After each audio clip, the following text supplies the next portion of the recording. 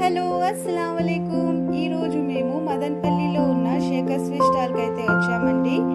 ఇక్కడ food items అన్నీ ఉంటాయి, ప్రతి ఒక్కటి ఉంటాయి. Chips, ice creams, biscuits, chocolates, cakes, sweets అన్నీ ఉంటాయి. ఇక్కడ స్పెషల్ ఏమంటే బాదం మిల్క్ అండి. చాలా మంది బాదం మిల్క్ తాగడానికి కోసమే వస్తూ ఉంటారు.